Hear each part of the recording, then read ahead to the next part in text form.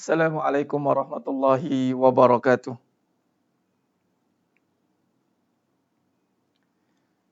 Bismillahirrahmanirrahim. Innal hamdalillah nahmaduhu wa nasta'inuhu wa nastaghfiruh wa na'udzu billahi min shururi anfusina wa min sayyiati a'malina. May yahdihillahu fala mudhillalah wa may yudlil fala hadiyalah.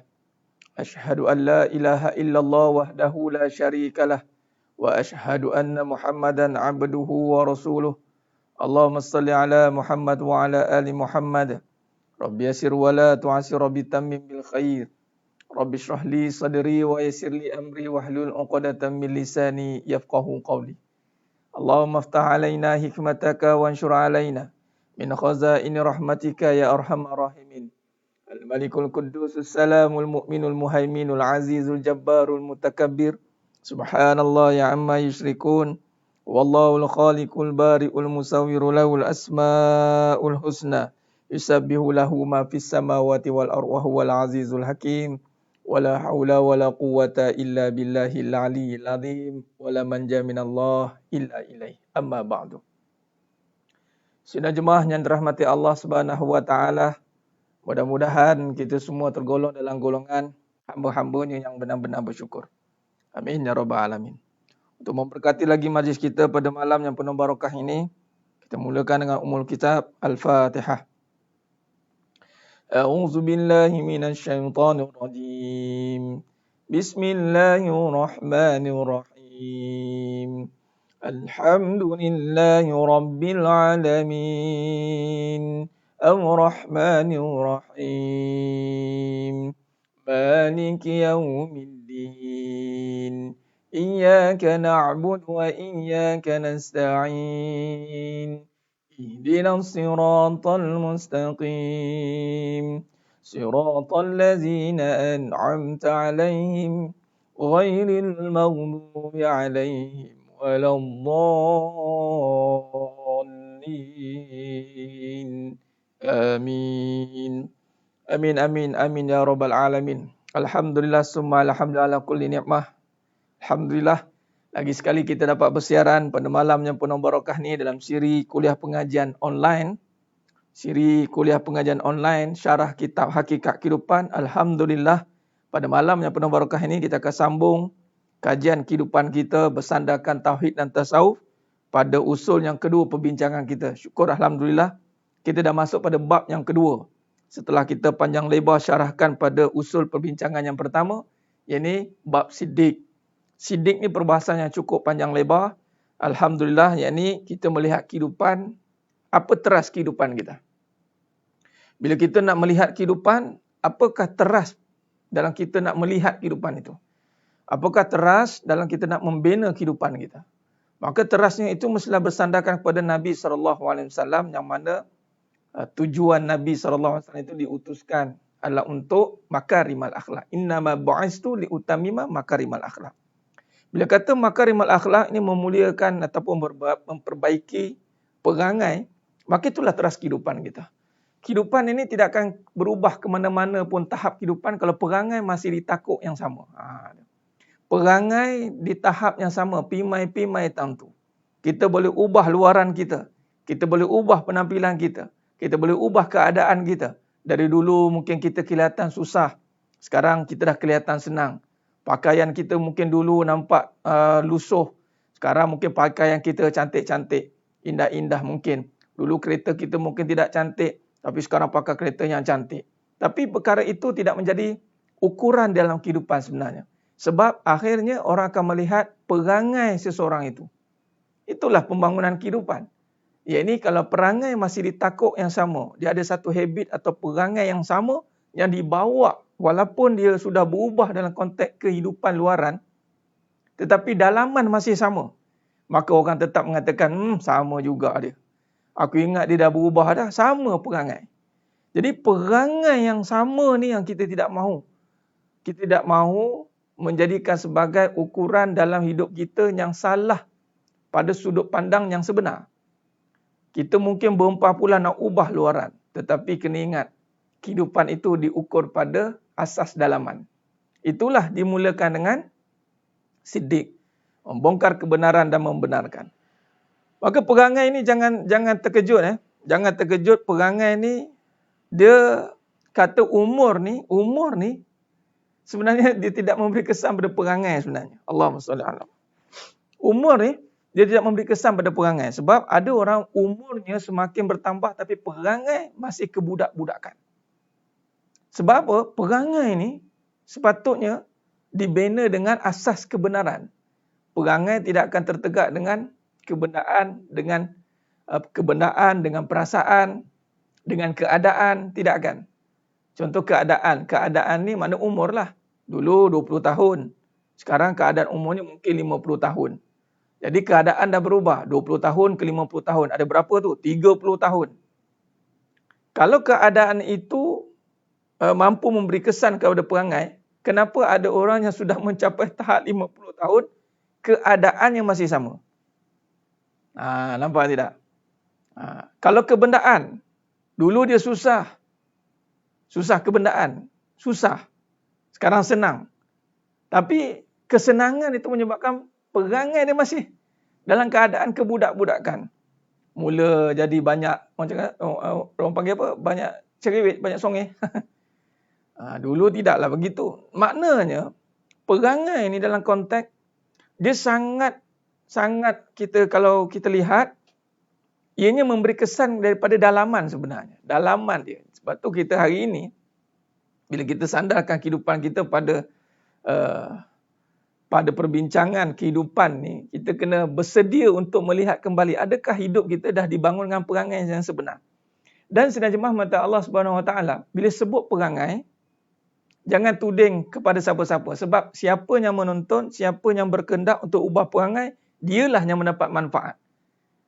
Tak guna kita suruh orang jadi baik. Tak guna kalau kita tidak mendapat kesan kebaikan daripada orang itu. Contoh, tak guna suruh suami jadi baik. Saya nak suami saya baik, Ustaz. Tidak ada pemberi kesan pun kalau suami itu jadi malaikat sekalipun. Tapi kita masih jadi iblis. Sama je. Tidak berguna pun kalau isteri itu menjadi malaikat pun. Tapi suami masih seperti iblis. Sebab yang dipertanggungjawabkan itu adalah perangai masing-masing. Yang akan ditanya itu adalah perangai masing-masing. Jadi sebab itu jangan, kita dah masuk bab kedua ni, sedang jemaah mata Allah SWT. Ahlan wa sahlan wa marhaban bikum kepada semua yang baru mengikuti pengajian hakikat kehidupan ini. Boleh lihat balik kesinambungan pengajian kita yang sebelum-sebelumnya. Cuma saya nak buat satu kesimpulan pada malam yang penuh barakah ni dalam bab sidik. Kita dah cerita panjang lebar tentang sidik. Makna kata, hidup mesti bermula dengan kebenaran. Bukan kebendaan. Bukan keadaan. Bukan perasaan. Hidup bermula dengan kebenaran. Bila kebenaran, maka barulah kita nak bawa kebenaran itu pada kehidupan kita. Yang mana dalam bab yang kedua ini adalah kita nak membina kekuatan dalaman. Berteraskan atau bersandarkan kebenaran. Sebab tu jangan terkejut hidup lama tapi masih ditakuk yang lama sebab masih duduk pada keadaan. Masih tak jumpa kebenaran. Ini bertepatan dengan hadis Nabi SAW, riwayat Imam Muslim. Mengatakan bahawa alaikum bisidik. Alaikum bisidik fa inna sidik yahdi ilal bir wa innal bir yahdi ilal jannah. Hendaklah kamu berkata benar, hendaklah kamu berkata jujur. Fa inna sidik, sesungguhnya kejujuran, kebenaran membawa kamu pada kebaikan. Wa innal bir, dan sesungguhnya kebaikan yahdi ilal jannah, menuju pada syurga. Makna kata, hidup selagi tak jumpa kebenaran, maka dia tidak akan membina kehidupannya. Dia tidak akan mampu buat kebaikan. Sebab tu jangan terkejut, hidup dah lama masih ditakut yang sama, malah kehidupannya masih menghampiri kekecewaan, kehancuran, kerosakan, permusuhan, macam-macam yang kita akan temui. Allahu Akbar. Jadi sedang jemaah mata Allah SWT. Sebab tu dalam saya tulis dalam kenyataan di wall di Facebook, saya tulis apa? Jika benar kita orang beriman. Kebenaran itu dengan iman. Jika benar kita orang beriman, jika benar kita orang beriman, tiada lagi pergaduhan, tiada lagi permusuhan, tiada lagi persengketaan, tiada lagi ugutan, tiada lagi perebutan. Tiada lagi. Kerana apa? Sebab orang beriman ada ketenangan. Jadi ketenangan itulah asas kebenaran. Orang yang jumpa kebenaran pasti bertemu ketenangan. Bila dah tenang baru boleh buat kerja. Dia tenang ni bukan pada penghujung, tenang ni pada permulaan. Permulaan mesti dengan ketenangan. Mesti dengan ketenangan. Kalau kita tak mula dengan ketenangan, maka kita tak akan jumpa kebaikan. Takkan jumpa. Jadi sedang mata Allah SWT. Alhamdulillah. Jadi pada malam yang penuh barakah ni, seperti mana yang kita bincangkan pada malam ini, kita akan sambung kajian kita dalam bab bagaimana nak meneruskan. Kita dah faham tentang kebenaran, maka bagaimana yang dikatakan hari ini apabila kita dah dapat faham kebenaran. Dan kebenaran ni sebenarnya panjang lagi perbincangannya. Kita ada lagi satu dipanggil kaedah syarahan nanti. Kita akan mendetailkan ataupun memperhalusi bagaimana yang dikatakan melihat dengan kebenaran. Melihat kebenaran ni. Sebab melihat kebenaran ini perlu diaplikasikan dalam setiap segi ruang lingkup kehidupan kita. Setiap segi ruang lingkup kehidupan kita. Baik, sedang mata Allah SWT. Khair, bantu sebarkan lagi mana yang baru masuk. Alhamdulillah, syukur Alhamdulillah. Syukur Alhamdulillah. Ni kuliah lewat malam. Kuliah lepas isyak ni, pukul 10.30. Baik, apapun kita cuba istiqomah. Walaupun keadaan kita cuba istiqomah insya-Allah. Bagaimana kita meneruskan perbincangan kita ini agar dapatlah iktibar dan natijah daripada perbahasan hakikat kehidupan ini. Baik, sedang mata Allah Subhanahu Wa Taala. Baik. Maka di sini kalau kita lihat nota, kita dah masuk dalam bab amanah. Dalam bab amanah. Bila kita dah jumpa kebenaran, baru boleh cerita tentang amanah. Kalau tidak, nanti tak jumpa nanti. Ini sedang mata Allah Subhanahu Wa Taala boleh kongsikan kepada sahabat-sahabat, rakan taulan, kawan-kawan, saudara mara. Kita kena ada kaedah cerita kehidupan, kita kena ada kaedah dalam membincangkan hala tuju hidup kita, bukan sekadar kita ikut-ikutan taklid. Jadi perbincangan hakikat kehidupan ini benar-benar membincangkan bagaimana kehidupan yang berteraskan kepada sunatullah, kepada kehendak Allah. Ni. Allahumma salli ala Muhammad wa ala ali Muhammad. Baik. Jadi kadang-kadang kita cari formula kehidupan. Formula kehidupan macam-macam formula tak? Saya nak bagi tahu semua yang menonton pada malam yang penuh barakah ni. Apa saja formula kehidupan yang dikeluarkan dalam bab kehidupan ni kan general. Apabila formula ataupun tip-tip kehidupan itu tidak selari dengan sifat wajib bagi Nabi atau tidak ikut susu jalur atau tidak ikut torik nubuah, maka tip-tip itu akan batil, terbatal. Semua tip yang dikeluarkan dalam teori kehidupan, falsafah kehidupan, perlu diselaraskan dengan kebenaran. Selagi tidak ada kaedah kebenaran, teori itu tidak terpakai sebenarnya. Contoh. Teori apa? Duit bukan segala-galanya. Segala-galanya perlukan duit. Nampak? Duit bukan segala-galanya. Segala-galanya perlukan duit. Nampak? Mungkin nampak satu tip. Tip nampak betul lah. Tapi kalau kita tidak ada kaedah perbahasan bersandarkan kebenaran, maka kita sangkakan betul. Sebenarnya itu kalam batil. Nampak? Contoh apa lagi banyak. Kalau kita boleh tafsir, kita bagi contoh perkataan. Ni dalam bab lisan ni, bab sidik ni dalam bab lisan banyak ni. Dalam bab amanah ni kita nak uruskan apa yang kita cakap dan apa kita percaya sebenarnya. Bab amanah ni melibatkan fikiran, akal yang membawa kepada kepercayaan, yang membawa kepercayaan kita. Sidik itu menanam keyakinan.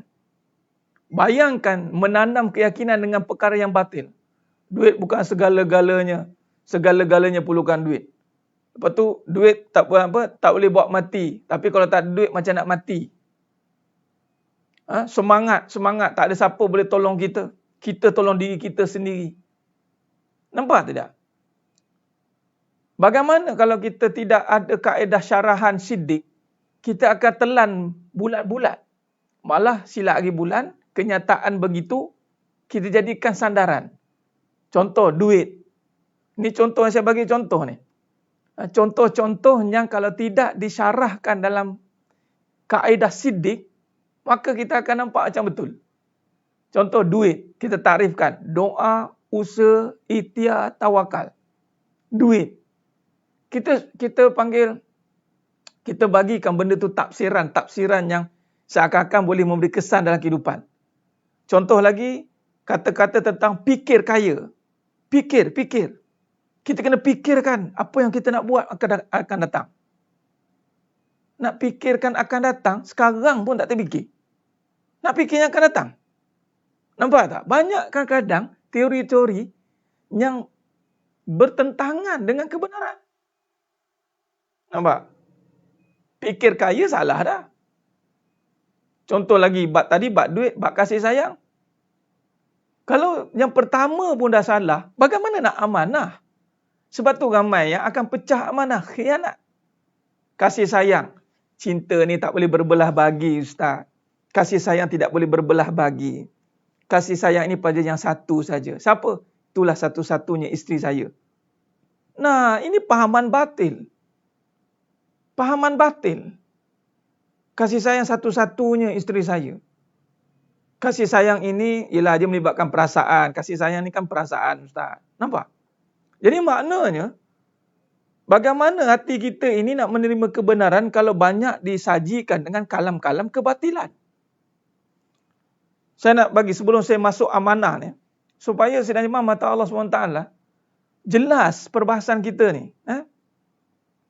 Supaya jelas kenapa apa kajian kehidupan ni. Sebab kita nak mengkaji kembali adakah hidup kita ni benar-benar menerima kebenaran. Ini yang kita nak. Jadi sidang jemaah mata Allah SWT. Contoh, kita buat nota sikit. Kita mulakan sikit sebelum saya sambung. Okey, baik. Bila kata kehidupan, kita nak jadikan dia ibadah. Ini satu bab lagi ni, ibadat. Kehidupan ni sebagai ibadah. Yakni, tidak Allah jadikan kita ni.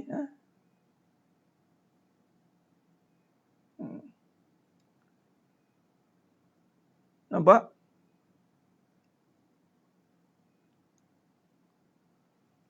Kesakitan itu akan datang apabila kita sendiri membawa kepada perkara yang mungkar. Tuan Apple Laci. Kesakitan itu perjalanan yang pada kita yang membawa kepada perkara yang tidak sepatutnya kita bawa pada Allah. Kita akan sakit lah. Dia makin dekat dengan Allah, hilang kesakitan. Hilang kesakitan sebenarnya. Tapi kalau kita bawa kepada Allah, kita jumpa Allah dengan membawa kepada kebendaan. Contoh. Nampak? Contoh dari Tuan Apple Laci. Nanti saya bagi contoh. Baik, sekarang cuba tengok sini dulu.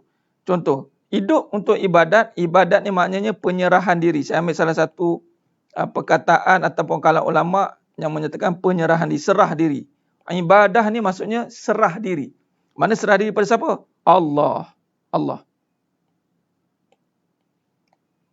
Baik. Bila kata hidup ni berserah diri pada Allah, maka Allah suruh ikut Nabi.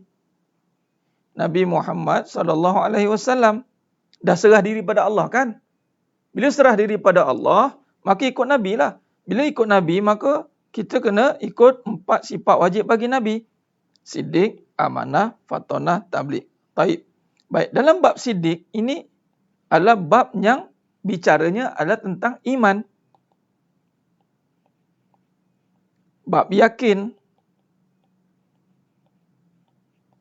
bab ikhlas, bab takwa. Ni siddiq. Baik. Jadi dalam kehidupan kita ini mesti berada, semua benda ini mesti ada dalam kehidupan. Baik, maksudnya bayangkan kehidupan tidak dimulakan dengan iman. Nampak? Kehidupan tidak dimulakan dengan iman. Iman bicaranya tentang Al-Quran. Iman bicara tentang Al-Quran. Al-Quran ni apa? Kalamullah. Al-Quran lah kalamullah. Al-Quran, iman, berbicara soal kalamullah. Sebab tu Al-Quran termasuk perbincangan iman.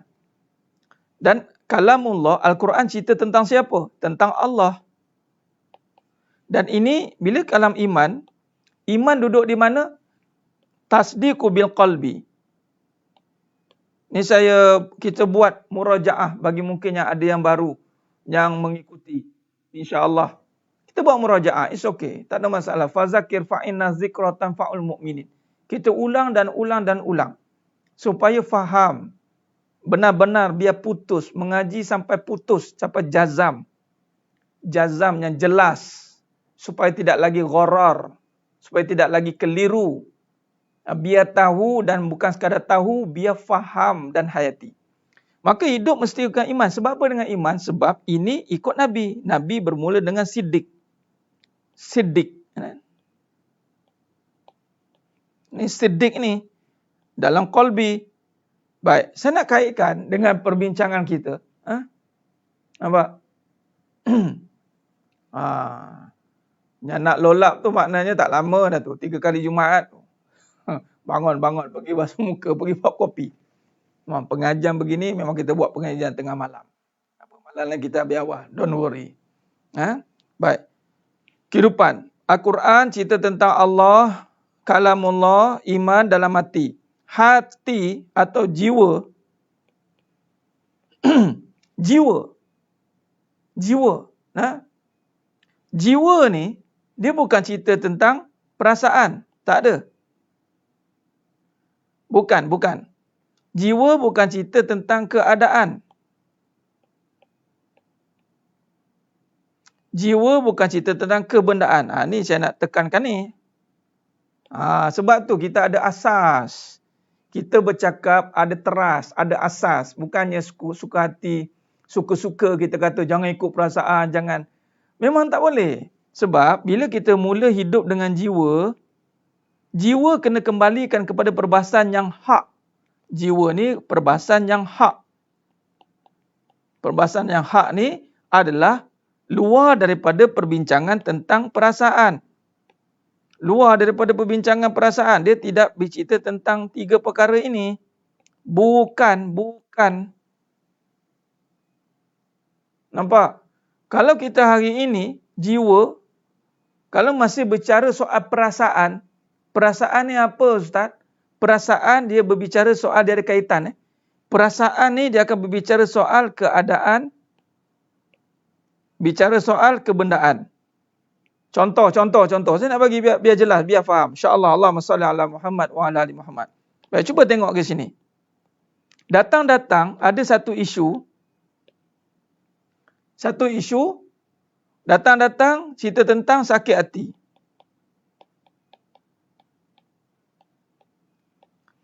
Bagi tahu tentang sakit hati dia. Ataupun nak sebut sakit jiwa tak berani pula. Sebab nanti kan jadi orang gila kan. Sebutlah sakit hati. Sebenarnya sakit jiwa. Jiwa saya sakit Ustaz. Tapi sebab tak tergamak nak sebut sakit jiwa, takut dihantar ke hospital Tanjung Rambutan. Kan, sakit jiwa. Jadi dia sebut sakit hati. Saya sakit hati lah Ustaz. Okey, baik. Tengoklah. Bila sebut sakit hati, biasanya dia akan cerita tentang apa?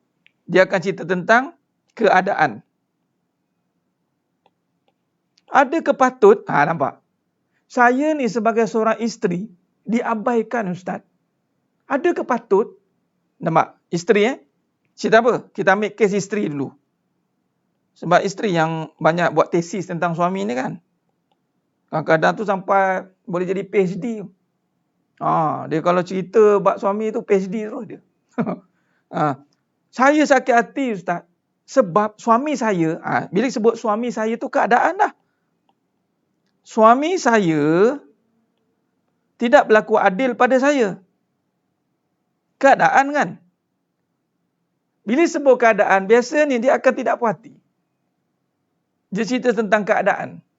Habis Ustaz, macam mana nak buat dengan suami saya? Keadaan lagi. Tak, sepatutnya suami ni kan kena bertanggungjawab keadaan lagi. Suami ni kan kena, dia mula suami. Dia lupa, dia tak nampak dia ni. Peranan isteri ni apa? Nampak? Dia tak nak kedepankan diri dan bila sebut kedepankan diri, bila sebut nak kedepankan diri isteri itu, dia mesti cerita tentang jiwa dia. Tapi dia tak nak, dia alih kepada keadaan. Bila beralih pada keadaan, itu akan mengganggu perasaan. Nak pula keadaan yang tidak menyebelahi dia. Keadaan yang tidak menyebelahi dia. Keadaan yang buruk. Dia ceritalah sakit hati. Tapi kalau datang tu yang suka hati, oh seronok dia. Suka hati ni datangnya dah, oh seronok, apa? Dia cerita keadaan juga. Kenapa ni suka hati? Suami saya ni loving lah Ustaz. Dah pula. Suami saya ni caring betul dengan saya. Suami saya. Yang saya tu mana? Nampak? Betapa manusia hari ini terperangkap dengan keadaan sehingga tidak cerita tentang jiwa dia macam mana. Akhirnya yang dicerita itu adalah orang lah. Keadaan dia. Itulah saya sabar je dengan soal. Dia cerita buat keadaan dia juga. Saya ni saya perhati kat je keadaan suami saya tu. Saya perhati je tengok. Saya perhati dia keadaan suami saya. Saya sabar. Saya tak sabar, saya angkat kaki. Dia cerita keadaan lagi. Kalau ini yang biasanya, kalau kita letak cerita tentang keadaan, maka dia tidak akan bercerita tentang jiwa. Malah ada orang memberi penyelesaian dengan keadaan. Oh, dapat suami yang tidak adil ya? Abaikan suami itu. Biarkan dia betulkan keadaan awak. Sekarang awak fokus kepada apa yang awak nak. Awak kan seorang isteri yang hebat. Awak kan ada kerjaya. Awak kan ada semua. Awak sibukkan diri awak itu. Jangan alihkan perhatian itu. Jangan fokus kepada suami. Kita nampak macam dah okey kan? Dah macam, oh cantik ni, cantik. Lalu sekali keadaan dia pula. La ilaha illallah. Keadaan lagi. Keadaan dia pula. Keadaan saya Ustaz. Jadi saya nak alihkan perhatian perangai suami yang tak betul ni. Jadi saya sibukkan diri saya. Supaya saya tak fokus keadaan suami saya tu. Tapi keadaan awak pula jadi kelang kabut. Jadi bila keadaan ini dia cuba nak kaitkan dengan situasi yang mana boleh menutup kesilapan atau keadaan itu dengan keadaan lain. Maknanya keadaan rawat keadaan. Tak jadi. Keadaan versus keadaan juga. Ini tidak jadi. Contoh keadaan suami yang abai. Suami yang tak bagus. Jadi dia akan tutupkan keadaan isteri yang sibuk lah. Dah suami tak bagus, saya kena sibukkan diri saya lah. Jadi bila keadaan ini, ya Allah, pusing-pusing jadi macam tu jugalah. Nampak? Jadi bila keadaan lawan keadaan tidak jadi. Tidak jadi.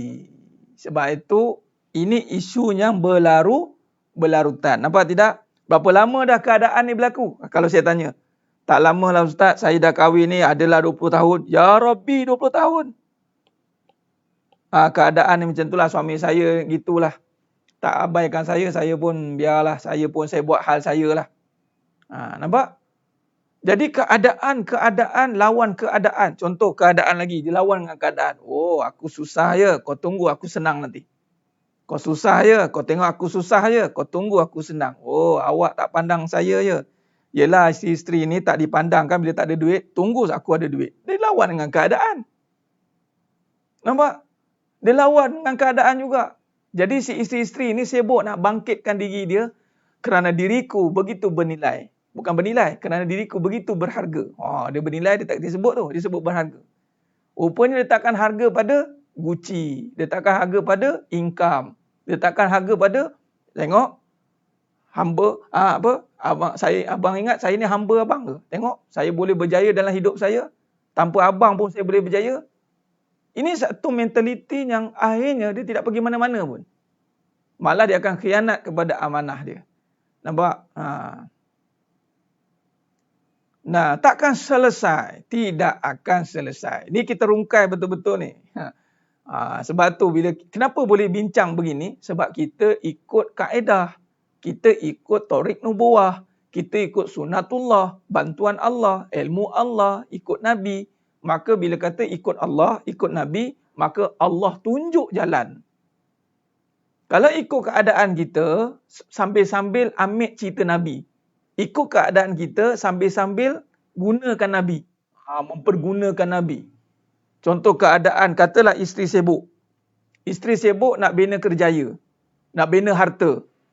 Ada tak cerita-cerita isteri Nabi yang boleh menyokong keadaan saya ni? Nampak tidak? Dia cari cerita-cerita yang boleh menyokong keadaan dia. Malah kadang-kadang cari pula dalil-dalil yang boleh mengiyakan apa yang dia buat. Ini batil. Sebab itu kalau kita lihat, walaupun dia boleh cover keadaan itu, tetapi dia masih berada dalam ruang lingkup keadaan juga. Tapi yang malangnya, orang meletakkan bahawa itulah hati.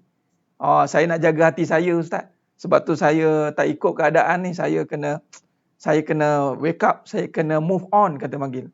Kalau ikutkan ni tak boleh ni. Allahu Akbar. Jadi sebab itu benda tu akan makin terperangkap dan akan makin rumit. Maka khalas bab tu. Saya nak bagi contoh. Maka di sini kalau kita lihat, ini berbalik kepada perbincangan 3 ini. Jiwa itu tidak bicara soal perasaan. Oh tidak ya Ustaz? Iya. Oh, bukan cerita tentang perasaan. Apa perasaan? Kesusahan. Tidak. Sebab itu berbalik pada soalan Tuan Apple tadi. Tuan ke Puan? Saya pun tak tahu. Tuan Puan dah saya panggil. Tuan Puan Apple Leci tadi. Tuan Puan Apple Leci kan. Sakit tidak? Kalau kita duduk pada keadaan, kita akan sakit sekiranya keadaan itu yang kita bawa ke depan. Contoh nak jumpa Allah, dia kena melalui kehancuran. Saya kena melalui perkara-perkara yang merosakkan. Aduh peritnya. Begini ke susah nak jumpa Allah? Susah yang dimasukkan itu kerana mungkin proses penyucian dia. Kerana mungkin dia masih duduk pada perasaan. Masih duduk pada keadaan. Masih duduk pada kebendaan. Maka perkara-perkara itu akan dihancurkan satu-satu. Itu yang jadi sakit tu. Tapi kalau betul-betul serah jiwa kita terus, ya Allah, aku tak kisah dah kesusahan ini, ya Allah. Malah aku sanggup susah untuk engkau. Nampak? Aku sanggup, ya Allah. Kerana bukan pertukaran keadaan yang aku perlukan. Bukan beribadat sebab susah. Bukan beribadat sebab nak senang. Bukan beribadat untuk dapat suami soleh. Bukan beribadat untuk dapat isteri solehah. Tapi beribadat kerana kita hamba Allah. Ini yang kita nak. Amanah dunia. Memanglah Tuan Zaim, sekarang ni kan zaman fitnah. Sebab itu kita bawa kembali cerita tentang kebenaran. Kenapa Nabi boleh bina zaman aman? Islam tu aman, orang beriman tu aman. Maka kalau masih ada pertelingkahan, permusuhan, perdebatan, perebutan, maknanya imannya masih teruji. Kita kena pertegakkan kebenaran. Puan, terima kasih Puan. Puan minta maaf ya. Kita minta maaf. Ya Puan, terima kasih. Baik. Jadi barulah kita menyerah diri kita itu tidak bersandarkan keadaan dengan Allah. Malah Allah menguasai keadaan. Allah menguasai perasaan. Allah menguasai segala-galanya. Allah boleh cabut kesakitan kita pada kesusahan itu. Allah boleh berikan kesakitan pada kesenangan kita. Di saat kita sedar bahawa jiwa itu perlu diletakkan tanpa perlu ada apa-apa sangkut paut tentang perasaan, kebendaan, keadaan, maka barulah dipanggil kebersihan. Tulen itu akan naik. Nampak? Jadi sedang jemaah mata Allah SWT. Benar Tuan Mazlan. Benar. Islam dan iman itu aman. Benar. Islam dan iman itu aman. Aman daripada segala perkara-perkara yang pergi pada keduniaan lah.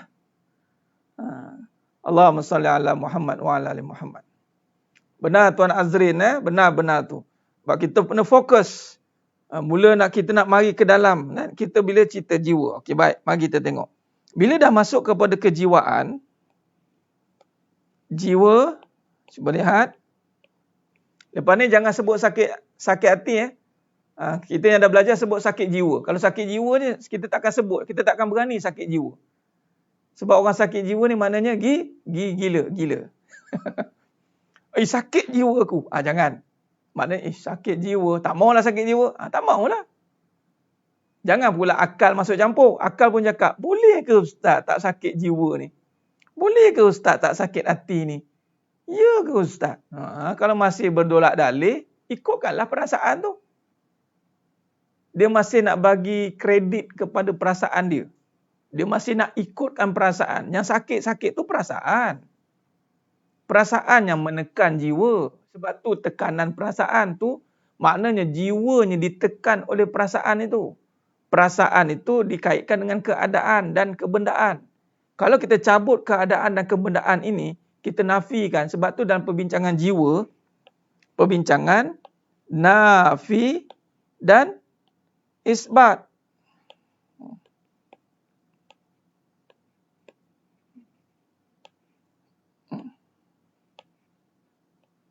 Kita bagi la ilaha illallah. Jiwa cerita tentang meletakkan kembali kalimah thayyibah la ini. Kita nak menidakkan, menafikan dan mengiyakan. Kita buat gitulah ringkasannya. Menafikan. Apa menafikan? Nafikan kembali semua perkara yang kita nak tadi. Sebenarnya jiwa ni, Allah dah cerita saya suka kita buat murajaah ya. Kita buat murajaah insya-Allah. Jiwa ni wa nafsin wa ma sawaha, surah Asy-Syams. Wa nafsin wa ma sawaha, demi jiwa dan seluruh penyempurnaannya. Jiwa ni dah sempurna. Jiwa itu bicara soal rasa. Rasa bicara soal sifat. Sifat yang Allah tiupkan, sifat kasih sayang. Sifat kaya. Sifat kuat. Sifat mana lagi? Bijak. Ilmu. Tu dia. Kan? Cantik. Ini semua duduk di jiwa. Allahumma salli ala Muhammad wa ala ali Muhammad.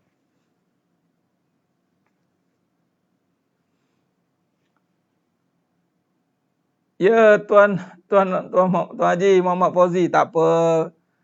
Kita tak perlukan ramai yang tengok. Kita sampaikan saja kebenaran, insya-Allah. Terima kasih buat watch party. Bagus. Sebarkan saja kebenaran. Benar Ustaz Muhammad, sifat is love forever. Tu dia bahasa Jawa. Everlasting Ustaz, tambah lagi. Everlasting. Tu dia.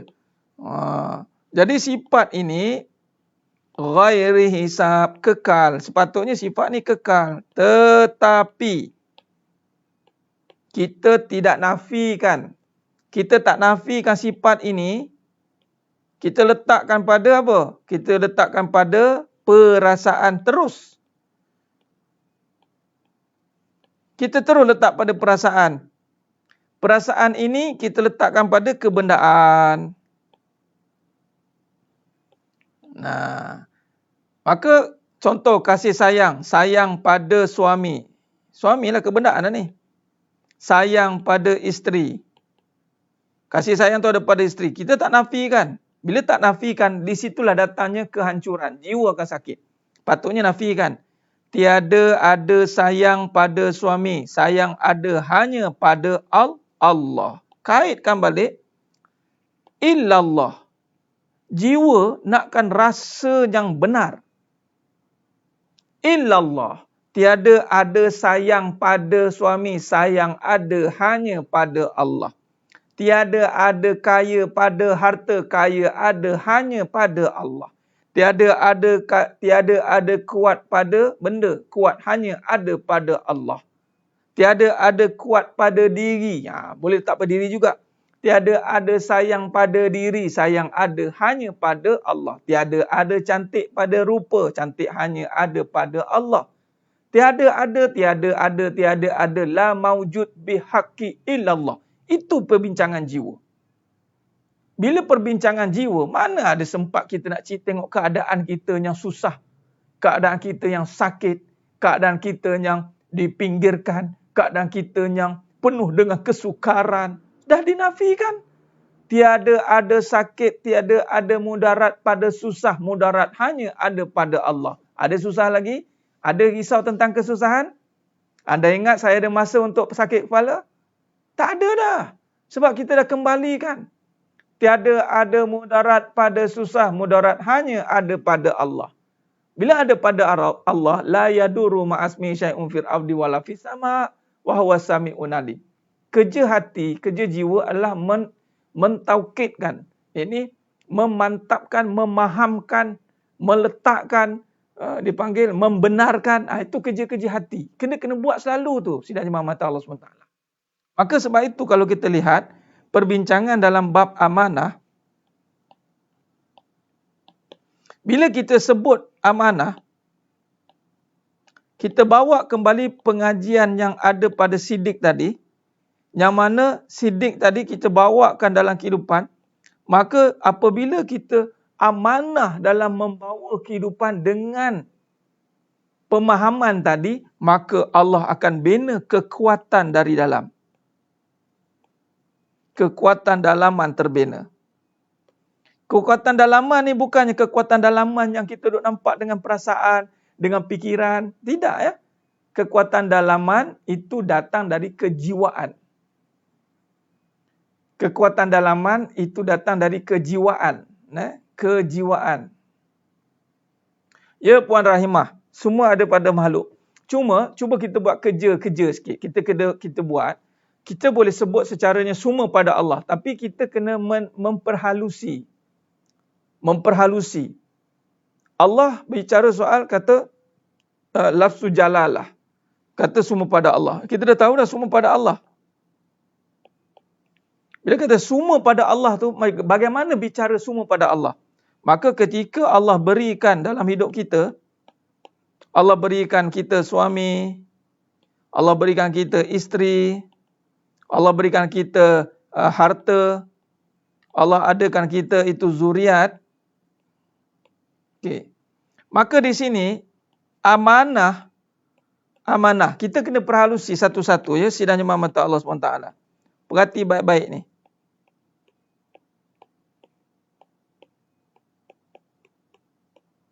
Baik, perhati baik-baik. Dalam bab ini sidangnya mata Allah SWT, apa kata? Memang kita sebut semua dari Allah, tapi kita kena gunakan. Di sini gunakan datang bab amanah ni. Bab amanah ni akan bicara soal bagaimana akal yang Allah berikan itu untuk memikirkan. Ni akal ni. Akal ni, mana sinilah. Okey. Akal ni kita nak merenung, dia panggil tafakur. Kembali segala kejadian ni. Tu amanah. Tu amanah ni. Amanah ni akan masuk cerita bab akal atau minda. Baru minda tu berjalan. Minda.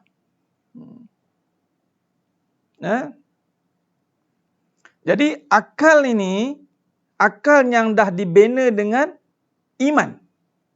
Jangan bina dengan kebenaran. Akal dibina dengan iman. Iman dah dibina tadi, maka dia akan menggerakkan akal untuk melihat segala yang ada di depan, yang diberikan, yang dikurniakan, itu kembali dengan amanah.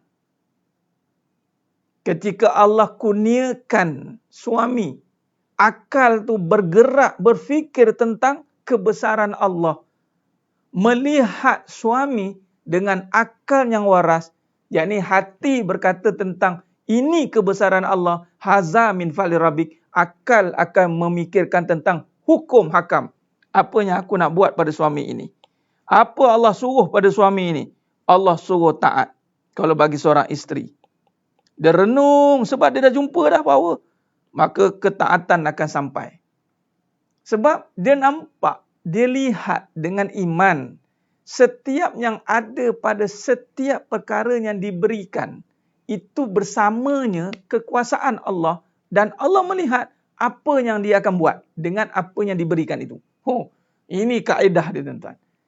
Jangan main-main. Perkara ni jangan kita semudah kata, tak apa, Allah tahu, Allah tahu. Bukan begitu kadang-kadang ya. Allahumma salli ala Muhammad wa ala ali Muhammad. Sebab tu kalau kita lihat dalam kajian kita ni, dia akan membina tentang hablum minallah wa hablum minan nas. Cuba tengok ni.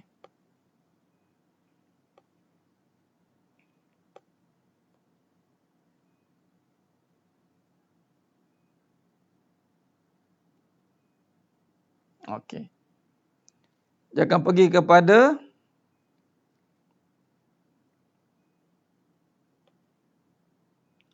perbincangan tentang hablum minallah wa hablum minan nas. Sebab itu orang yang tidak amanah, yang kata tidak menjalankan tanggungjawab, itu dia pecah amanah. Dia akan khianat dengan amanah dia. Allah. Maka Allah kata dalam surah Al-Hadid ayat 4, wa huwa ma'akum aina ma kuntum.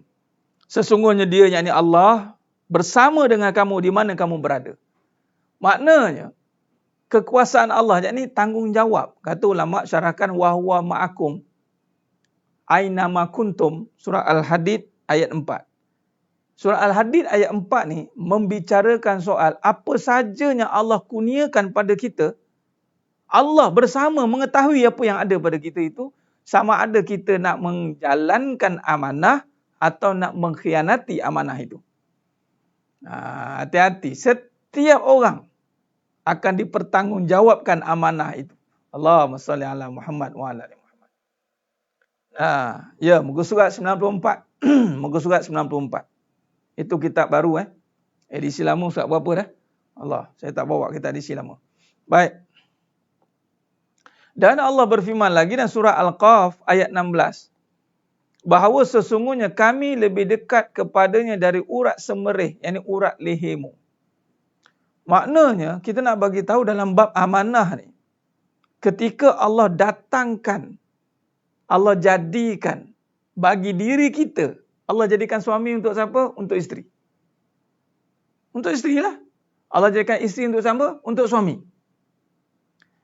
Kenapa Allah jadikan untuk suami?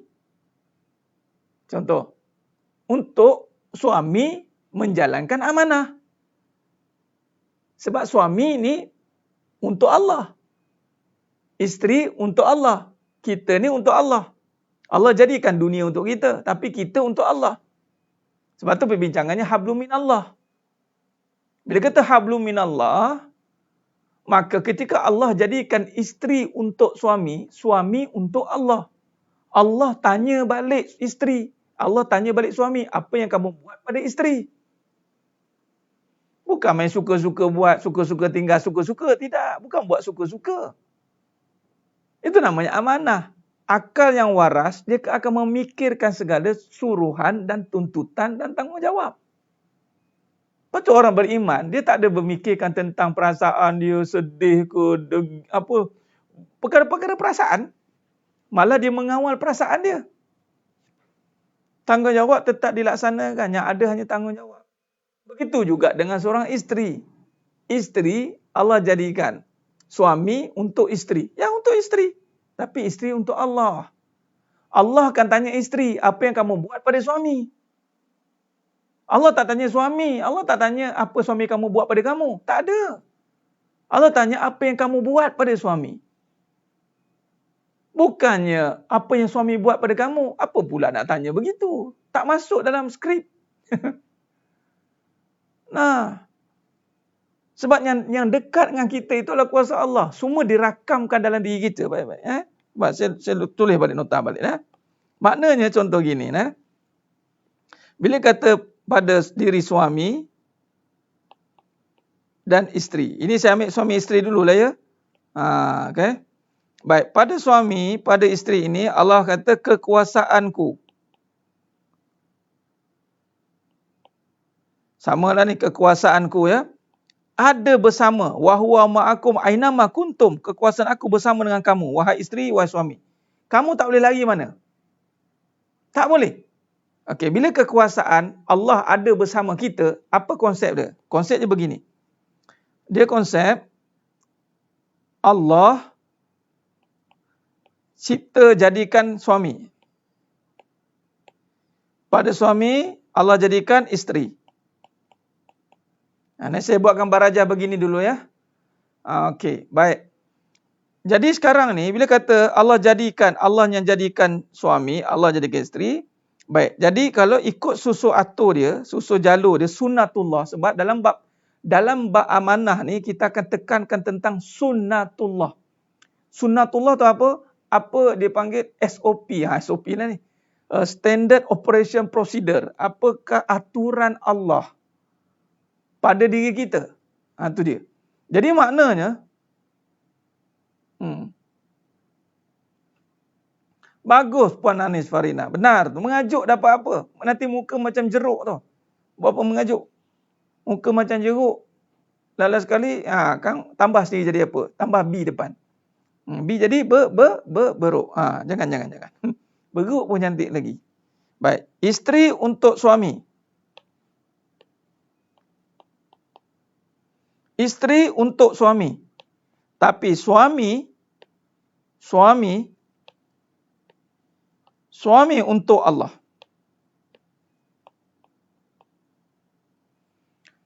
Ini sunnatullah. Bagi maknanya, bila kata untuk Allah, jadi bila ke bawah ni, kita cerita bab suami, jadi isteri ni akan jadi amanah. Ini kata amanah ni. Jadi Allah akan tanya suami, apa yang kamu buat pada isteri. Jadi isteri jangan risau. Aduh Ustaz, suami saya tak bertanggungjawab Ustaz. Sekarang ni suami saya ni, suami tak bertanggungjawab, dia kena jawab. Isteri buat tanggungjawab. Jangan 2 kali 5 naik sama. Dah suami tak tanggungjawab, isteri pun sama tak tanggungjawab. Dia tak buat tanggungjawab sebagai isteri pula. Sebab apa? Dah suami saya tak bertanggungjawab, apa pula saya nak tanggungjawab? Saya tak payahlah layan suami, lantaklah. Memang boleh kan Ustaz dalam Islam gitu. Kalau suami tak bertanggungjawab, kita tak perlu taat pada suami. Oh, dia balas kok dalil itu, nyanyalah. Memanglah ada dalam fikihnya begitu. Dalam fikihnya kalau suami yang tidak memberi nafkah sempurna, si isteri tak wajib taat. Tapi dalam bab akidah, dalam bab usul tasawuf dan akidah, dia bukan ukur begitu. Dia ukur ujian. Saja Allah buat suami yang begitu. Adakah isteri boleh jawab nanti dengan Allah? Itu ujian.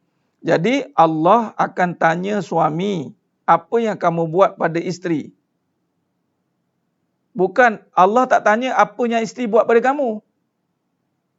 Tak tanya. Ataupun Allah tak tanya perbuatan orang pada kita. Allah tanya perbuatan kita pada orang. Nampak? Allah tanya perbuatan kita pada orang, bukan perbuatan orang pada kita. Kita duk fikir orang buat salah kat kita. Banyak orang buat salah kat aku ni. Tak hargai betul. Tapi lupanya Allah akan tanya adalah apa yang kamu buat salah pada orang. Sebab ini untuk Allah ni, untuk dalam surah Al-Baqarah ayat 21. Ya ayyuhan nasu u'budu rabbakumul ladzi khalaqakum. Hai manusia, sembahlah Allah. Ni untuk ni makna sembah. Maka bila kata sembah, maka yang akan ditanya itu adalah apa saja tanggungjawab yang diberikan oleh Allah, amanah tadi. Maka suami dipertanggungjawabkan apa yang kamu buat pada isteri. Ni kadang-kadang isteri guna modal ni. Nampak tu bang. Ditanya oleh Allah tau. Nanti abang kena tanya tau. Yang seorang isteri pun tak terjawab, abang sibuk-sibuk nak ada seorang isteri lagi tu kenapa? Ambo dia jawab dari tu pula. Lepas tu suami pun jawab, kamu jangan sibuk-sibuk. Itu abang yang jawab. Kamu tu jaga tanggungjawab kamu. Habis cerita. Tu saya bagi jawapan tu. Ini, ya, ikut pula lah. Dia bukan ilmu fikih dan tahu, dia tak ada beza. Dia ada itu persamaan. Maksudnya ilmu fikih ni adalah melengkapkan urusannya. Melengkapkan ni adalah untuk mentadbir urus agama itu. Fikih hukum hakam tu kena jelas. Cuma fikih ini diperhalusi lagi, dikukuhkan lagi dengan penyucian hati. Fikih ni untuk mentadbir urus. Ilmu fikih, mengurus. Maknanya kalau suami, kalau tidak ada hukum hakam fikih tentang bagaimana suami yang tidak memberi nafkah, contoh. Kalau tiada fikih, tak ada hukum hakam, bagaimana kita nak menghukum untuk menjalankan tanggungjawab, menjalankan hukum, menjatuhkan, dia panggil pelaksanaan maqasid, dia panggil. Dia kena ada macam cerai, itu fikih. Oh, ada ya Ustaz dalam Islam, ada fikih, cerai pun ada, rujuk pun ada. Jadi fikih adalah pengurusan dalam melaksanakan tugas. Tetapi kalau kita tidak melengkapkan dengan hati kita ketika melaksanakan tugas, itu contoh. Saya tak nak taat dengan dia. Sebab, tapi dalam hati dia tidak selesai. Maknanya dia buat dengan dendam, dengan marah. Maka tidak dikira oleh Allah Ta'ala. Fikih itu untuk melengkapkan, menterjemahkan pengurusan sepatutnya. Bukan mempergunakan. Ada orang mempergunakan itu untuk melepaskan diri dia. Contoh ya. Cerai dibenarkan. Dalam fikih cerai dibenarkan. Tapi kerana dia ni dah hati dia tak nak bersihkan hati. Dia kata, tak ada. Saya, ni diri saya lah. Saya dengan saya lah. Jadi saya dah tak suka, saya tak sukalah. Dia cakap gitu tak. Jadi fikih boleh membolehkan cerai. Ada, pergilah mahkamah. Tapi adakah selesai hati dia? Sebab tu kadang-kadang bila bercerai tak selesai hati, ditakdirkan Allah suruh kahwin lagi, gaduh lagi. Walaupun fikih ada. Tu kena faham tu. Jadi sedang jemaah mata Allah Subhanahu Wa Taala. Baik.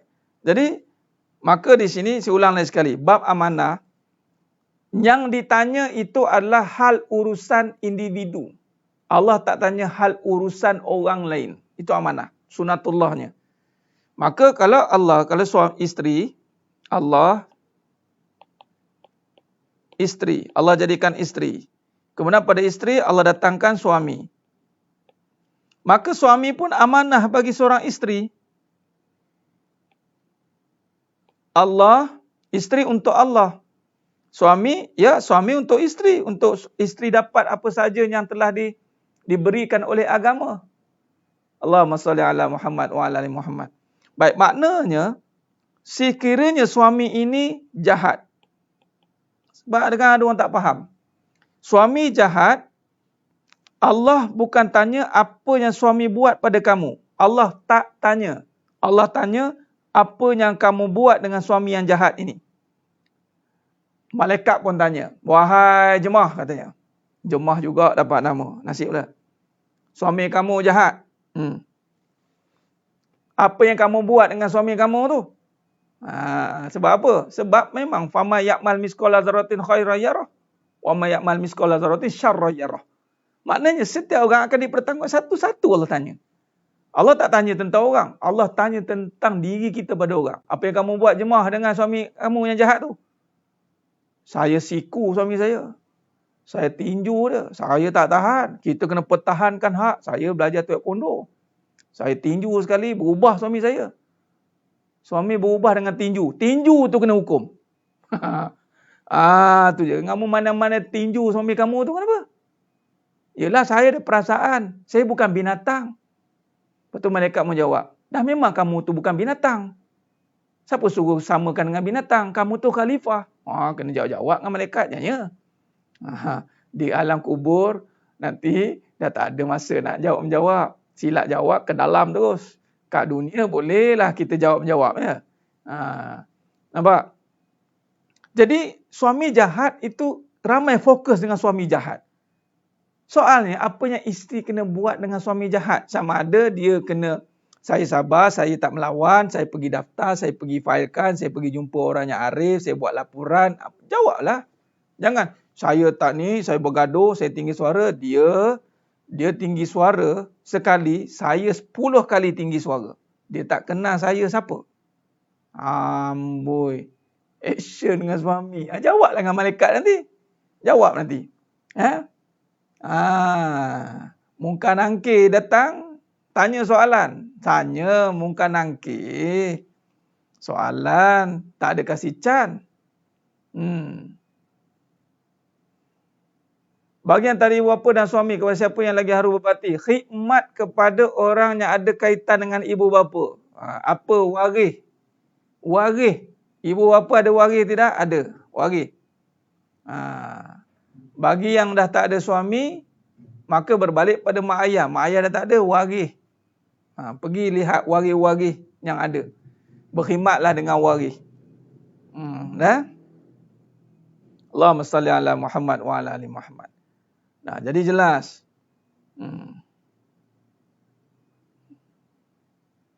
Jadi, ya kadang-kadang ini kita sibuk kejahatan suami.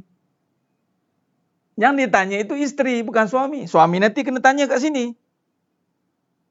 Yang kamu jahat dengan jemaah tu kenapa? Jemaah tu dah sabar dengan kamu. Kamu jahat dengan dia. Dam, kena. Jemaah tu dah bagi apa yang kamu nak. Dia dah taat dengan kamu. Kamu buat jahat dengan dia. Bam, kena. Suami yang kena. Bukan jemaah yang kena. Jemaah saya silap dah masuk Raudah min Riyadil Jannah dah. Abang Leman je tersadar kat dalam kubur tu kena tanya. Jemaah dah masuk ke dalam dah. Sebab jemaah duk kena teruk kat dunia. Kerana Abang Leman yang ada genetik on. Genetik suami on. Suami Fir'aun. On kan. Maka si jemaah ni ada genetik Asia. Si jemaah ni ada genetik Asia. Bila ada genetik Asia, maknanya sifat-sifat sabarnya itu mengatasi kesusahan dia, mengatasi kehendak dia. Maka si jemaah ni yang mana berinspirasikan Asia ni, maka Raudah min Riyadil Jannah dah. Si Abang Leman yang ada genetik on ni tersadai dengan mungkar nangkir. Sebab itu fokus kepada peranan masing-masing. Jangan distract. Jangan hilang kewarasan akal. Akal ni kena dipandu dengan iman. Itulah perbahasan amanah. Kadang-kadang kita hilang kewarasan akal ni kerana iman kita tidak yakin dengan Allah Ta'ala. Tak yakin. Allahumma salli ala Muhammad. Waalaikumsalam. Jika pernah menyakiti hati suami tapi suami dah ampunkan kerana adakah masih dipersoalkan Ustaz? Baik, soal dipersoalkan ini kita jangan timbulkan lagi. Sekarang ni sekiranya kita dah sedar, maka gantikan dengan kebaikan. Maka Allah Ta'ala sajalah yang akan menentukan akan disoalkan atau tidak. Maka sekiranya sudah sedar dan suami dah ampunkan, maka cover balik dengan kebaikan. Itu kata Allah Ta'ala. Nampak? Kan jemaah tu kaki tinju, apa saya ada? Itu kalau jemaah tu tinju. Contoh, jemaah tu juga ada tinjunya si Abang Leman. Walaupun Abang Leman tu sedar kerana ketinjuan si jemaah ni, sedarlah si Abang Leman ni kerana ditinju oleh jemaah. Jemaah tetap ditanya kerana kenapa kamu tinju suami kamu. Itu je. Okay. Setiap perkara yang lari daripada apa yang Allah suruh akan dikenakan. Baik, cover balik dengan kebaikan. Baik, itulah dia amanah. Allahumma salli ala Muhammad. Benar, Puan Evelina. Itu maksudnya orang yang kalau benar-benar beriman, dia tiada sangka buruk dah. Baik. Ustaz, ya Cikgu Jamilah, syurga bawa tapak kaki suami ya, tapi kalau suami yang jahat, perlukah suami taat pada... ini yang saya cerita tadi. Taat sebab Allah, bukan sebab suami baik atau jahat. Contoh isteri jahil. Suami tak reti nak ajak, isteri nak pergi belajar dengan suami tak izin. Bolehkah isteri taat pergi je ke pengajian agama? Bagus. Bagus soalan. Antara benda yang ada kelonggaran itu adalah apabila menuntut ilmu. Menuntut ilmu ni wajib. Tapi janganlah pergi menuntut ilmu bergaduh dulu dengan suami. Tak berkatlah pula. Cikgu Jamilah kan kalau adalah si Pulan itu nak pergi menuntut ilmu. Kerana geramnya pasal dia bergaduh dengan suami. Maka dia pergi menuntut ilmu. Menuntut ilmu ni kena hati bersih, hati lapang.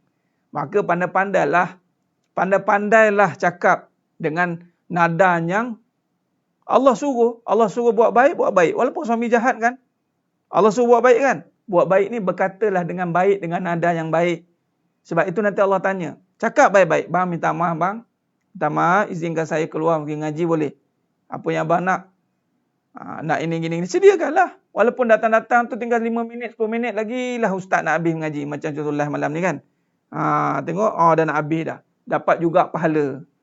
Dapat juga pahala. Nampak? Wa Imah dulu pun sama juga. Zaman dulu Sumayyah, Zinnirah. Itu nama-nama wanita yang hebat. Hamba abdi. Dapat bos. Bukan suami. Bos yang menghalang dia untuk beriman. Tak ada peluang nak pergi ngaji. Siap suruh bunuh pula tu. Kamu murtad katanya. Lagilah. Tapi kerana si Sumayyah ini hatinya tetap dengan Allah, dia tak melawan bos dia. Dia okey dah. Dia diam, dia tak ada bergaduh, bergelut dengan bos dia, tak ada. Sama dengan Zinnirah pun sama. Baik. Jadi sekarang ni taat sebab Allah, jangan sebab suami. Kalau sebab suami tak taat lah. Kita taat, kita dapat. Siapa yang taat, dia lah dapat. Walaupun dia tak dapat suami, tapi dia dapat syurga. Mana nak? Buat je lah. Kalau tak tahan, tukar suami. Habis cerita. Tu yang malas tu. Dah malas, sabar je lah. Kadang-kadang kita pelik kan. Kenapa kita dulu kahwin, kita boleh suka, kita tiba-tiba ujung-ujung tak boleh taat. Nampak sangat keikhlasan tu telah hilang. Kahwin dulu sebab apa? Kadang-kadang kita pelik. Allah bagi peluang kita kahwin bukan dengan orang yang kita benci. Adakah kita kahwin dengan orang kita benci? Jumpa Tok Kadi. Ya, nak kahwin? Ya. Siapa dia ni? Dia ni memang benci, ni musuh saya ni. Saya benci dengan dia ni sebab tu saya kahwin dengan dia. Mana ada lagi? Tok Kadi pun pening. Dia benar kamu ni. Ya. Sebab saya benci, saya kahwin dengan dia ni. Tak ada lagi orang kahwin benci sama benci. Orang suka sama suka. Kahwin. Bila suka sama suka, sebab kita ni lupa daratan. Kita lupa daratan. Kita ingat ini cinta, ini dunia ana yang punya. Bila dunia ana yang punya, maka dia lupa siapa pemilik segala-galanya. Maka Allah bagilah satu hantaman. 7.8 skala Richter, gempa bumi dalam rumah tangga. Pum, baru sedar. Kemudian kita pun cakap, saya dah tahu hati ustaz dengan dia. Saya dah benci. Dari awal suka bagai nak rak. Kenapa ujung-ujung datangnya pergaduhan? Kena renunglah, muhasabahlah. Itu je. Allah bagi peluang kahwin dengan orang yang kita suka. Sebab tu jangan buat suka-suka. Bila Allah dah bagi peluang kahwin dengan orang yang kita suka, jangan buat suka-suka. InsyaAllah. Kena kahwin kerana Allah sebab nafsu. Benar ustaz. Dia perbetulkanlah niat. Perbetulkan niat balik. Perbetulkan balik tujuan kita amanah. Suami amanah, isteri amanah, anak amanah, hidup amanah. Bila amanah, ikut apa yang Allah telah suruh. Khalas. Itu je. Memang akan datang benda yang berlawanan. Sebab nak uji iman lah. Kalau bagi semua benda semua okey je, bukanlah namanya Allah namakan ujian. Nampak? Baik. Jadi begitu caranya. Jadi kita kahwin, kita buat semua perkara itu adalah untuk melaksanakan tuntutan yang telah Allah taklifkan atas kita. Saya hanya menjalankan amanah. Saya kahwin dengan awak ni, contohkan saya kahwin dengan awak ni, contohkan. Tanya, cakap balik. Jah, dengar ni Jah. Abang cakap ni Jah. Jah pula, tadi jemah ni Jah pula. Jah dengar ni, abang cakap ni. Abang kahwin dengan kamu ni, abang nak jalankan amanah abang sebagai suami. Apa-apa kekurangan, kamu jangan marah Jah. Ya bang. Sama Jah pun kena cakap gitu. Bang, saya kahwin dengan abang ni, saya nak menjalankan amanah sebagai isteri, sebagai hamba Allah. Jangan kahwin, abang, saya nakkan kasih sayang daripada abang. Kalau itu diulang balik, peninglah. Abang, saya nakkan belayan, saya nakkan ni. Dah habis lah. Kalau belum apa-apa lagi dah meminta, bagaimana nak menzahirkan amanah? Dah. Kena faham tu. Sidang Imam mata Allah SWT. Dah, insyaAllah. Ya, Masjid Ikhwaniyah Cerah Utama. Isnin Allahumma salli ala Muhammad. Rabu minggu pertama. Rabu minggu pertama belum start lagi kuliah. Kenalah bulan 7, bulan 8 nanti insyaAllah. Kita jumpa nanti insyaAllah.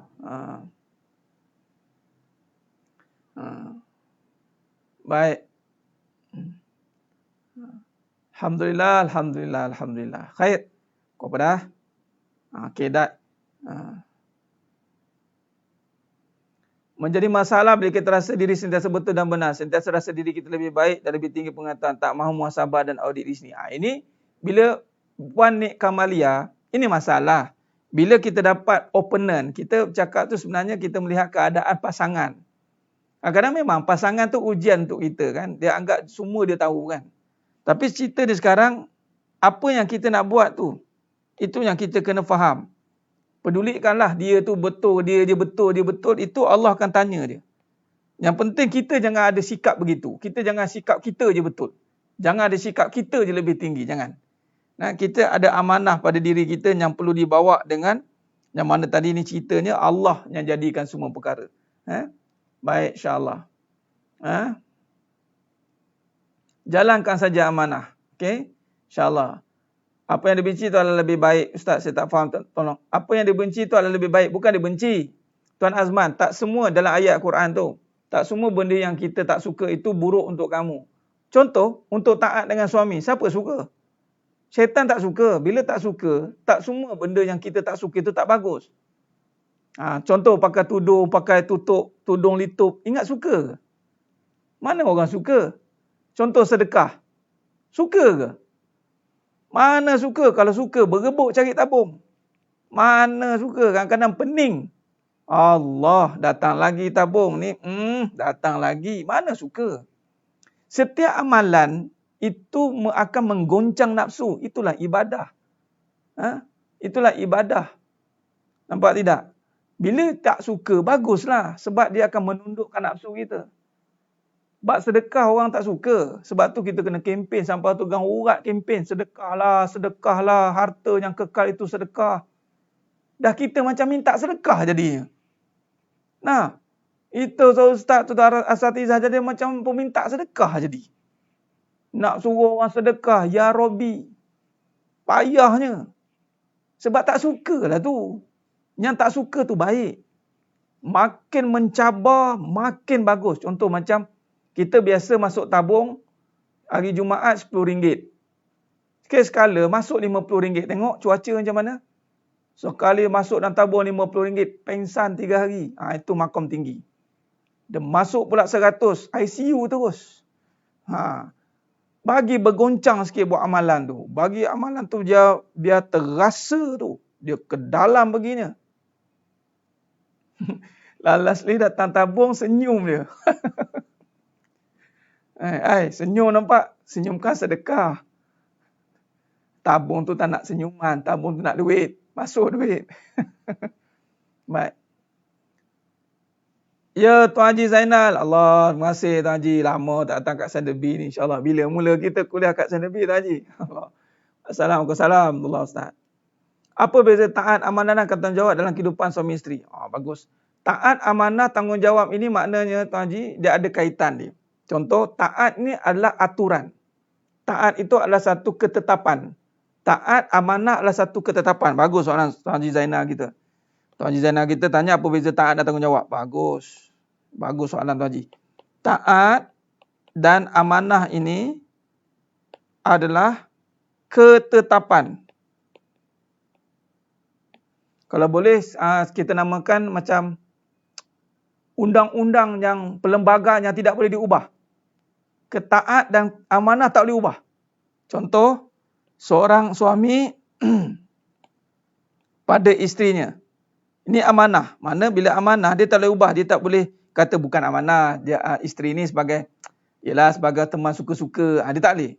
Maksudnya amanah, taat itu ada persamaannya. Maknanya bila taat, mana amanah dalam melaksanakan ketaatan itu adalah satu ketetapan. Sebagai contoh, suami ini kena taat dengan ibu. Contoh, ibu dan ayah. Itu satu ketetapan. Si isteri tidak boleh masuk campur dalam ketetapan ini. Okey, itu maksud dia.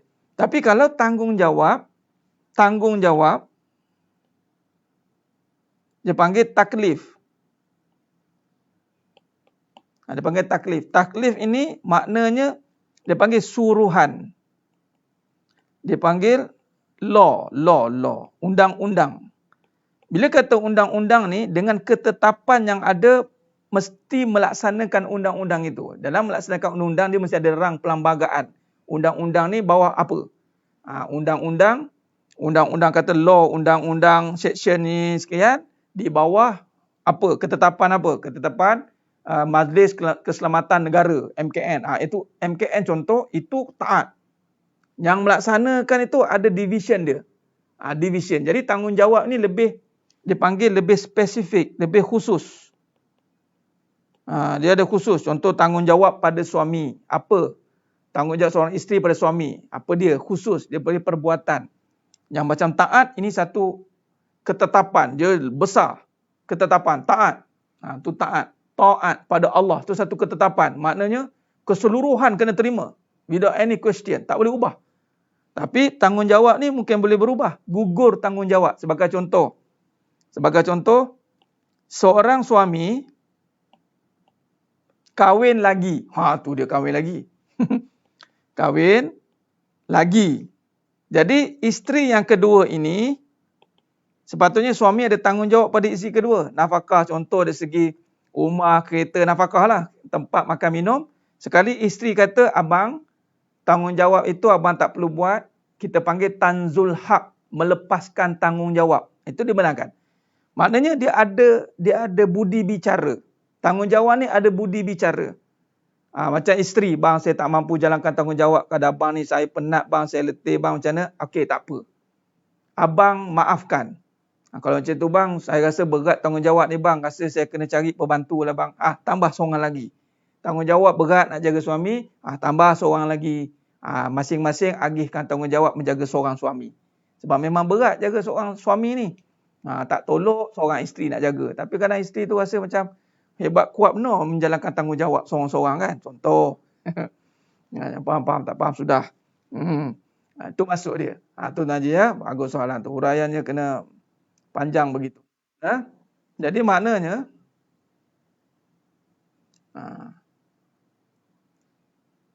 cerai perkara yang halal tapi dibenci. Ya Puan Nilam Sari. Dalam bab ni, kenapa dibenci? Sebab penceraian ada yang berlaku dengan kebencian. Sebab itu yang benci. Contoh, bergaduh. Dua-dua bergaduh. Bercerai. Itu Allah benci sebenarnya. Tapi jaranglah nak jumpa bercerai yang tak bergaduh. Biasa bercerai mesti bergaduh. Jadi bergaduh tu benci. Sebab bila kebencian, dulu mula-mula suka. Lepas tu benci dua-dua. Itu Allah benci. Itu Allah marah. Tapi ada penceraian yang mana tidak dibenci, maksudnya ada maslahah. Maslahah ni perbincangan, nak jumpa dengan mahkamah. Bukan dengan ikut emosi. Ada. Ini kes-kes terpencil. Bukan secara umum. Dia lain. Ada kes-kes terpencil. Yang mana mungkin ada satu-satu keadaan yang terpaksa yang dia kena berpisah. Bukan kerana kebencian, tapi kerana keadaan yang tidak mengizinkan. Mungkin kesihatan. Mungkin keadaan yang memudaratkan jarak. Dia tak benci. Mungkin keadaan-keadaan itu, maka penceraian itu jalan terbaik. Yang dibenci ni, mula-mula suka. Lepas tu bergaduh. Dua-dua cerita buruk sana, buruk sini. Itu yang dibenci sebenarnya. Tak semua. Itu umum tu. Syarahnya begitu. Baik. Allahumma salli ala Muhammad wa ala ali Muhammad. Okey. Jadi begitu ketetapan. Tanzul haq melepaskan.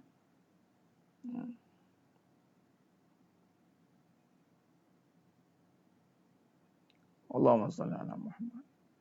Baik. Jadi begitulah sikit sebanyak soalan tadi.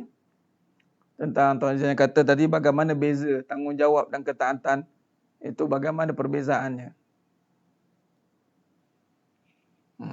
Jadi tanggungjawab suami isteri dia ada toleransi. Itu namanya tolerate. Tapi taat tak boleh tolerate. Taat kena. Jadi berbuat baik pada suami itu taat. Itu satu ketaatan. Jenis tanggungjawab itu boleh dibincangkan. Tapi buat baik, tinggi suara itu dia panggil ketetapan taat yang mesti jelas. Tidak boleh dipertikaikan. Kenapa pula suami isteri pula yang kena rendah suara? Kenapa pula? Itu satu pertikaian. Pertikaian itu tidak patut wujud. Kenapa pula anak nak mengalah dengan mak? Itu tak patut dipertikaikan. Sebab dia panggil protokol yang telah ditetapkan. Seorang anak mesti mengalah dengan mak. Macam mana pun cerita, mak is mak. Macam itulah. Seorang isteri mesti mengalah dengan suami. Macam mana pun dia tetap suami. Itu ketaatan yang tidak boleh dipertikaikan. Itu dah dipanggil ketentuan Allah. Sunnatullah. Itulah panggil ketentuan Allah. Tapi tanggungjawab masih boleh dibincangkan. Mana-mana yang kita boleh buat toleransi dalam tanggungjawab itu. InsyaAllah. Baik, saya rasa cukup setakat itu dulu. Perbincangan kita pada malam yang penuh barakah ni.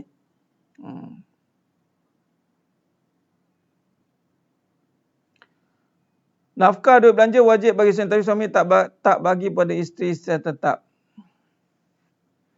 Dia nafkah ni bukan duit saja ya puan Cikgu Jamilah. Nafkah ni bukan duit. Dia bukan amount yang tetap. Nafkah bukanlah satu amount duit yang tetap. Nafkah ni ikut kemampuan suami sebenarnya. Kalau suami dah bagi tempat tinggal, makan, minum, pakai, kemudian berikan belayan, iaitu zahir batin punya, layan dengan baik. Kalau dia tak bagi duit pun tidak dikira sebab nafkah bukan duit. Mestilah. Kalau isteri tak reda, dia isteri ni jangan nampakkan bahawa macam seginilah. Seorang anak, saya lebih suka bagi contoh seorang anak dengan mak dia. Mak ni, seorang mak tak bagi tanggungjawab kepada anak. Anak kata apa? Tak apalah, aku reda dengan mak aku. Macam anak ni lebih besarlah tugasnya. Sedangkan mak tu yang lebih besar tugas. Jadi lebih kuranglah. Suami ni besar peranan dia. Patutnya kita kena, seorang isteri ni kena jelas lah. Suami tu dah syurga dah. Syurga ni bukan kata duit, nyawa nak bagi lagi sebenarnya. Kalau pandang dari sudut yang dipanggil suami syurga bagi seorang isteri. Kalau syurga ni, dia tak ada dah. Ya Allah, susahnya, tak apalah. Ya Allah, aku bagi duit ni. Dia tak ada berkira-kira dah sebenarnya. Untuk syurga ni, dia tak ada kira-kira begitu. Dia akan bagi segala-galanya untuk syurga. Selagi mana dia mampulah. InsyaAllah, kemampuan. Baik. Terima kasih Tuan Haji Zainal. Terima kasih sama-sama. Baik.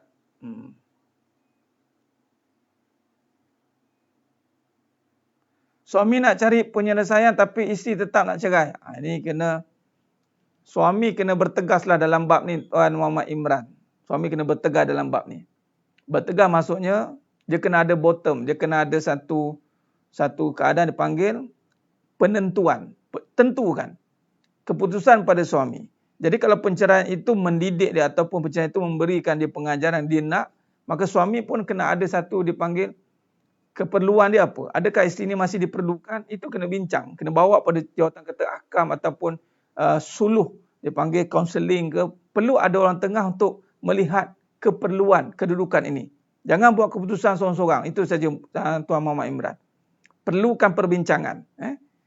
Perlukan perbincangan. Baik. Okey, baik. Jadi cukup setakat itu saja. Alhamdulillah. Cukup setakat itu saja. Terima kasih banyak. Sedang imam mata Allah SWT. Panjang lebar kita syarah pada malam ni. Mudah-mudahan Allah berkati kita semua. InsyaAllah. InsyaAllah. Jadi terima kasih banyak. Mudah-mudahan Allah berkati kita semua. Alhamdulillah. Kita akan sambung lagi perbincangan kita pada esok malam. InsyaAllah. Jadi cukup setakat itu saja. Mohon maaf di atas segala keterlanjuran kata, terkurang bicara, di atas segala kelemahan dalam penyampaian. Mudah-mudahan Allah sajalah yang mampu menyempurnakan perbincangan kita pada malam yang penuh barakah, insya-Allah. Mudah-mudahan yang menonton semua pada malam ini, Allah kurniakan pahala yang sebaik-baiknya dengan masa yang dikorbankan ini yang panjang. Yang besok kan nak kerja lagi, tapi sanggup korbankan masa lagi. Sanggup korbankan masa untuk demi sebuah ilmu dan kefahaman. Maka hanya Allah sajalah yang akan memberikan balik ganjaran yang sebaik-baiknya.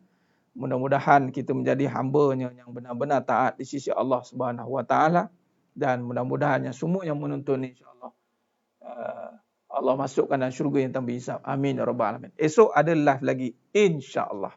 Insya-Allah esok ada live lagi kelas kita. Beginilah, kerana lepas kuliah saya ada kuliah maghrib, dan terlewat sikit mula macam ni hari, terlewat sikit. Apa pun kita tetap teruskan, biarlah kita gunakan masa yang berbaki kita ni, kita isi dengan pengisian majlis ilmu kan. Bila lagi, dah banyak kali tidur dah banyak sangat kita ni.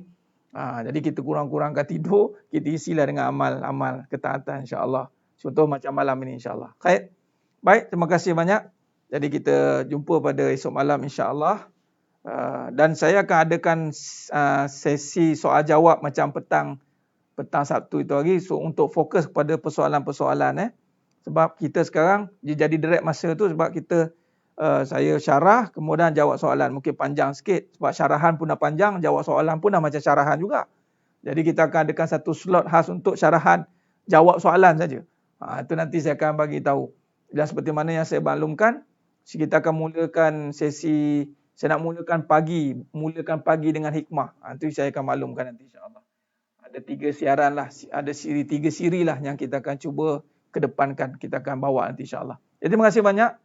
Terima kasih banyak semua yang masih setia, masih istiqamah. Allah sajalah yang layak membalasnya insya-Allah. Cukup setakat itu.